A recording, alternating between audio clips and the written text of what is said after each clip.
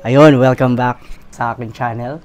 Wala tayong masyadong ma-feature ngayon. Corny naman kung paulit-ulit ko lang pinapakita yung bahay. So, mag-ano muna tayo. Mag-unboxing muna tayo nung ano. Yung, alam niyo yung meron ng mga sa Shopee cart or Lazada cart nyo na nandun lang siya. Iniisip nyo kung bibilihin nyo pa siya o hindi. So, meron kaming ganon dito sa bahay. Napag-desisyon na namin na bilihin na namin. So, eto yun. Tingnan natin kung sulit ito. Ito yung OneBo T2 Max na projector. Okay. 6.5 siya sa Lazada. Ang makukuha mo ay yung parang projector niya, yung main unit.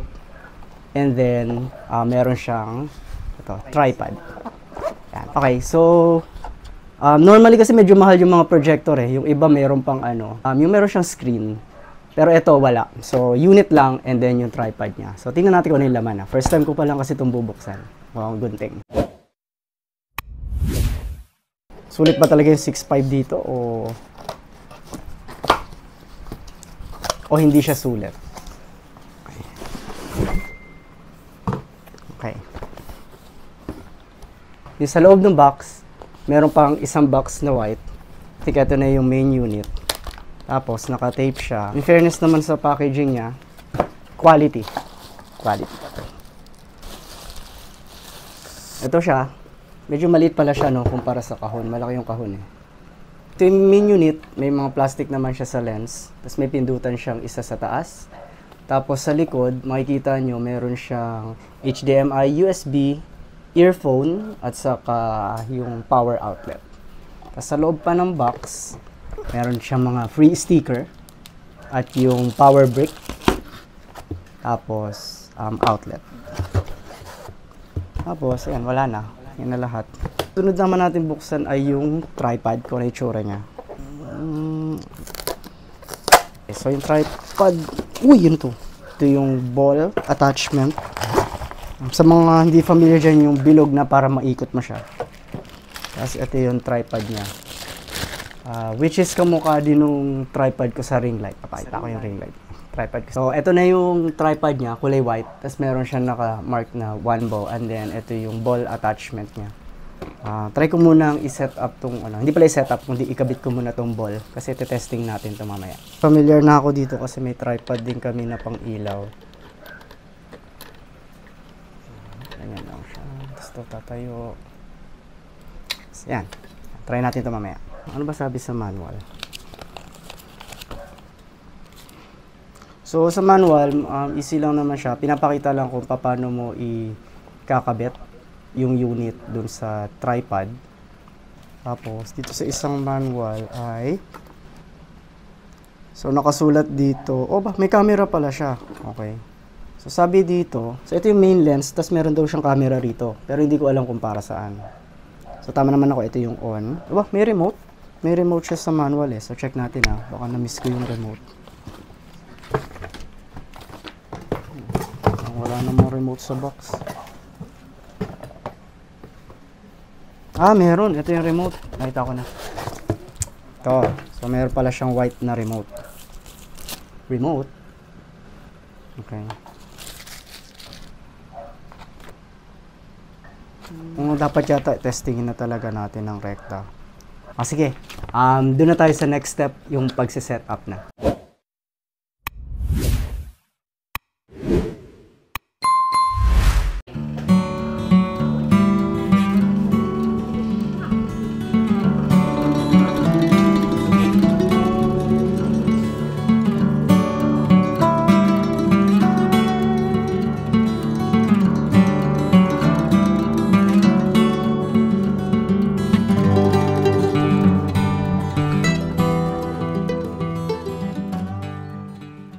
Ayan, so na-turn on na siya. Calibrating yata to. Nagka-calibrate siya automatic. So well played. Auto-calibrate. Wala pala siyang internal battery.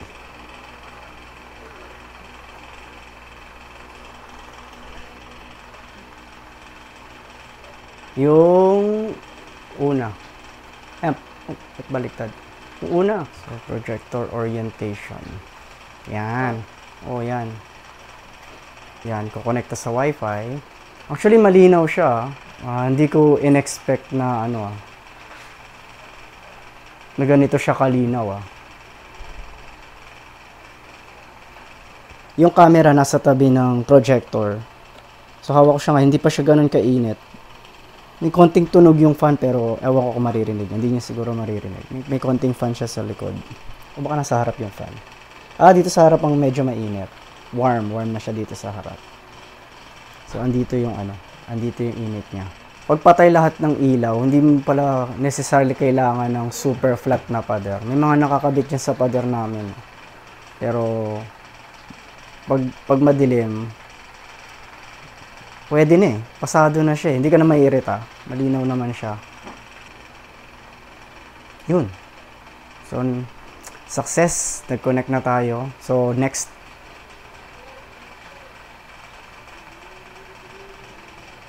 Time zone. UTC tayo. O kaya Hong Kong.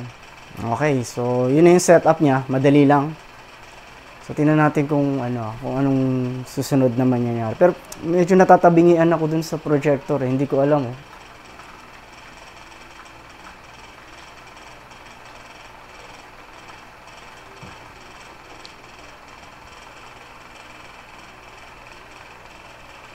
Ba't may Netflix agad? Okay. So, para siyang smart TV. Na baka walang local channel. So, ayan. Mukhang nagra-run siya. Ano kayang na to? Hindi ko alam. Parang hindi ako familiar sa OS Pero ayan ayan siya. At in fairness talaga, malinaw siya. May impress ako. Ito yung sound pala. Nandito rin yung sound sa likod. Speaker pala yun, kaya di mainit. Okay, so yan siya. I think kaya siya tumabingi sa amin kasi nung nag-calibrate siya, maraming nakaharang. So, ang suggestion ko kung magta-try kayo ng ganito. Malaki kasi siya malaki ang kain niya na Try nyo na wala nakaharang. Para may lamesa. Okay lang siguro kung may nakadikit sa bader. Pero yung area, reduce nyo lang yung mga lamesa, mga nakapatong, para kapag automatic, nag-recalibrate siya ng automatic, pantay siya.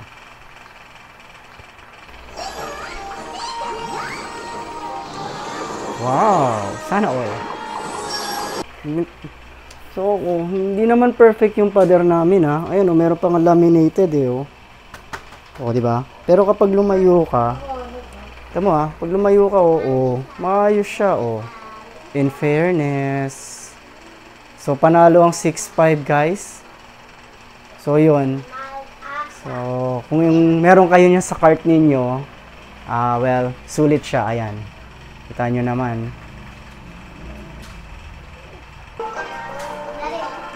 Wait lang, Ayan. Daba.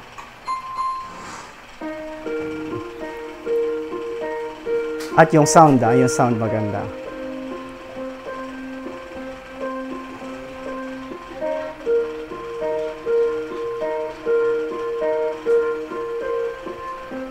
Hindi pa pala max volume to, no?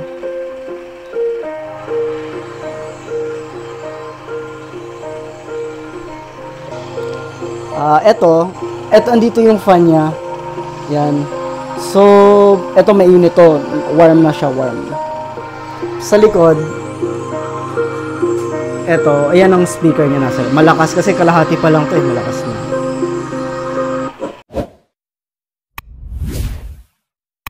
So, ayun.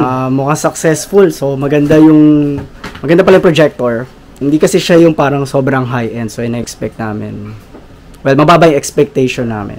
Pero mula nung bumuka siya, malaki yan nasasakop niya. At malinaw siya. Doon ako nagulat. At yung sound, para na siyang TV. Para TV talaga siya. Pero imbis na hardware na ganyan, pinoproject talaga niya yun. So, napansin ko ang OS niya ay Google. Kasi may Google Play siya.